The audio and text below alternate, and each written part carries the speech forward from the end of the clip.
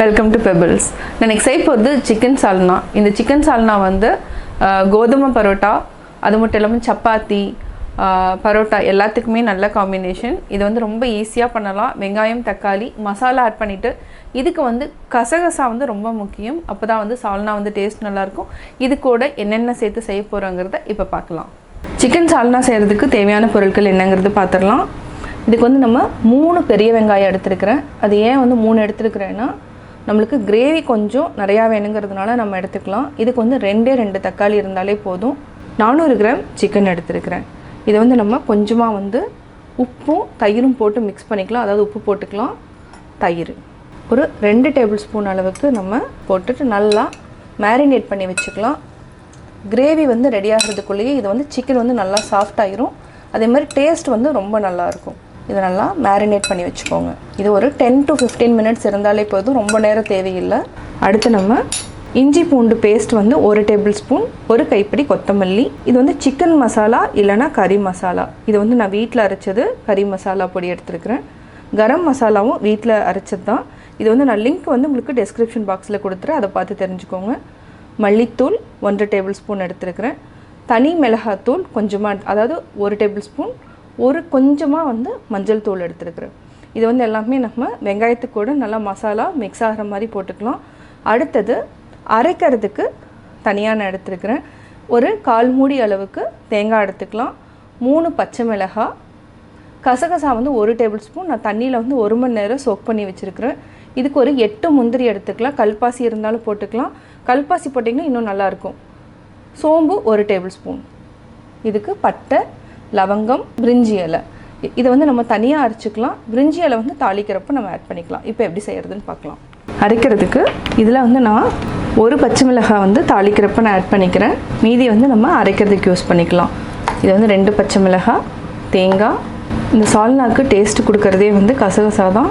சோம்பு எடுத்திருக்கேன், முந்திரி, நம்ம 2 பட்டை எடுத்துக்கலாம். லவங்கமும் போட்டு அரைச்சிக்கலாம். இதுக்கு வந்து கல்பாசி இல்லைனா கசகசா, இது 2ல் எது வேணாலும் நம்ம ஆட் பண்ணிக்கலாம். நான் வந்து இன்றைக்கி கசகசா ஆட் பண்ணுறேன். இது ஊற வச்சுருக்கிறோம். எப்போவுமே கசகசா வந்து யூஸ் பண்ணிங்கன்னா ஃபஸ்ட்லேயே நம்ம ஊற வச்சிடணும். இல்லைனா வந்து கொஞ்சம் திப்பி ஆயிரும். கசகசா ஆட் பண்ணிங்கன்னா கிரேவியும் திக்காகும். ஒரு சிலர் வந்து முந்திரி இல்லைன்னா நீங்கள் வேர்க்கடலை கூட ஆட் பண்ணிக்கலாம். கொஞ்சம் தண்ணி ஊற்றி நம்ம அரைச்சிக்கலாம்.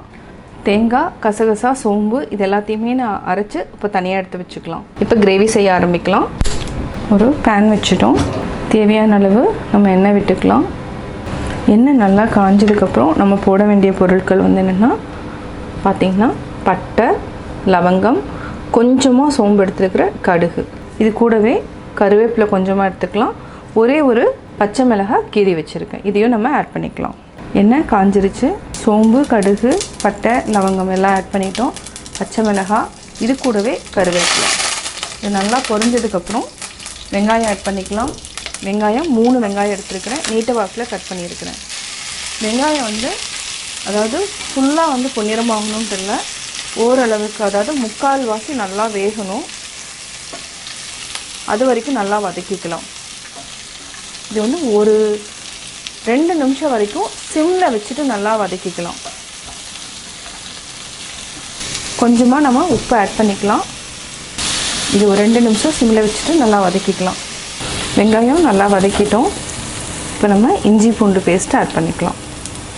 பச்சை வாசம் போகிற வரைக்கும் நல்லா வதக்கிக்கலாம். இது கூடவே எல்லா மசாலாவையும் நம்ம ஆட் பண்ணிக்கலாம். 30 செகண்ட்ஸ் ஆயிடுச்சு. இப்போ நம்ம மஞ்சள் தூள், மிளகாய் தூள் ஆட் பண்ணிக்கலாம். மல்லித்தூள், கறி மசால் பொடி, கரம் மசாலா. கரம் மசாலா வந்து ஆப்ஷனல் தான். நான் வந்து கரம் மசாலா வந்து ஆல்ரெடி வீட்டில் அரைச்சதுனால உங்களுக்கு வந்து அந்த வாசம் வந்து நல்லாயிருக்கும், அதுக்காக ஆட் பண்ணுறேன். இதையே நல்லா பச்சை வாசம் போகிற வரைக்கும் நம்ம எண்ணெயிலேயே வதக்கிட்டோன்னா அதுக்கப்புறம் நம்ம தக்காளி போட்டுக்கலாம். நம்ம இஞ்சி பூண்டு வாசம் வந்து போனதுக்கப்புறம் மசாலா வந்து ஆட் பண்ணோன்னா நல்லா பச்சை வாசம் போயிடும். அதுக்கப்புறம் நம்ம தக்காளி ஆட் பண்ணிக்கலாம். பச்சை வாசம் போயிடுச்சு. இப்போ நம்ம தக்காளி ஆட் பண்ணிக்கலாம். தக்காளி வந்து இன்னொரு தக்காளி கூட நான் ஆட் பண்ணலாம். நான் வந்து 2 தக்காளி எடுத்துருக்கிறேன்.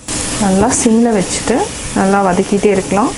இது ஒரு 3 நிமிஷம் வரைக்கும் நல்லா வதக்கிக்கோங்க. அதுக்கப்புறம் நம்ம தண்ணி ஊற்றிக்கலாம். தக்காளி வதங்கிறதுக்கு நம்ம இப்போது கொஞ்சமாக தண்ணி ஆட் பண்ணிக்கலாம். அதாவது ஒரு 4 டேபிள் ஸ்பூன் அளவுக்கு ஆட் பண்ணிக்கலாம். எண்ணெய் நல்லா பிரிஞ்சு வர அளவுக்கு வேகட்டும். இப்போ மூடி வச்சுக்கலாம். நல்லா எண்ணெய் பிரிஞ்சு வந்துருச்சு. அதாவது எப்போவுமே வந்து என்ன தக்காளி வெங்காயத்துலேயே வந்து தண்ணி நிறையா விடும். இப்போ நம்ம சிக்கன் ஆட் பண்ணிக்கலாம். ஆல்ரெடி மேரினேட் பண்ணி வச்சுருக்கிற சிக்கன், அதாவது தயிர், உப்பு, இதை வந்து ஆட் பண்ணிக்கலாம். இதை நல்லா மிக்ஸ் பண்ணி விடுங்க. சிம்மில் வச்சுட்டு ஒரு 3 நிமிஷம் நல்லா வேக வச்சுக்கலாம். தேவையான அளவு உப்பு ஆட் பண்ணிக்கலாம். ஆல்ரெடி வந்து நம்ம வெங்காயத்துலேயே உப்பு போட்டிருக்கிறோம். இப்போ கொஞ்சமாக ஆட் பண்ணிக்கலாம். ஒரு 1/4 டம்ளர் அளவுக்கு தண்ணி விட்டு நல்லா வேக வச்சுட்டு அதுக்கப்புறம் அரைச்சதை ஊற்றிக்கலாம். இதே தண்ணியவே ஆட் பண்ணிக்கலாம். நல்லா பெரட்டி விட்டுட்டு மூடி வச்சுக்கலாம். நல்லா வேகட்டும். 5 நிமிஷம் ஆயிடுச்சு. இப்போது நல்லா வெந்துடுச்சு சிக்கன். இப்போ நம்ம அரைச்சதை ஊற்றிக்கலாம். ஆல்ரெடி அரைச்சி வச்சுருக்கிறோம்.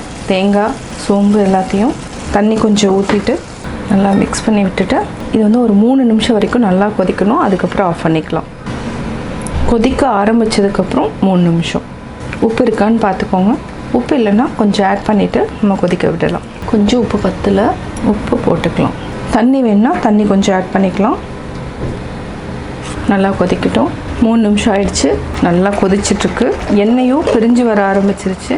இப்போ வந்து நம்ம ஆஃப் பண்ணிக்கலாம். அதாவது ரொம்ப நேரம் கொதிக்கணும்னு இல்லை. தேங்காய் அரைச்சி ஊற்றுறதுனால தேங்காய் அரைச்சி ஊற்றுனதுக்கப்புறம் ஒரு 3 நிமிஷம் வரைக்கும் நல்லா கொதிச்சாலே போதும். இப்போ ஆஃப் பண்ணிக்கலாம். கொத்தமல்லி தூவிக்கலாம். நல்லா மிக்ஸ் பண்ணி விடுங்க. சுவையான சிக்கன் சால்னா ரெடி. நான் சிக்கன் சால்னா எப்படி செஞ்சேங்கிறத பார்த்தீங்க. கட்டாயம் உங்களுக்கு இந்த வீடியோ பிடிச்சிருக்கும். இந்த வீடியோ பிடிச்சதுன்னா லைக் பண்ணுங்கள், ஷேர் பண்ணுங்கள், கமெண்ட் பண்ணுங்கள். மறக்காமல் பெபிள்ஸ் தமிழ் சேனலையும் கோபி சுதா சேனலையும் சப்ஸ்கிரைப் பண்ணுங்கள். அகர முதல எழுத்தெல்லாம் ஆதி பகவன் முதற்றே உலகு.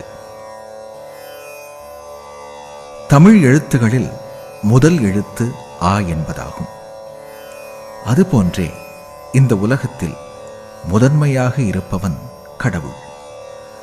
எனவே கடவுளை வணங்கி நம் செயல்களை தொடங்க வேண்டும்.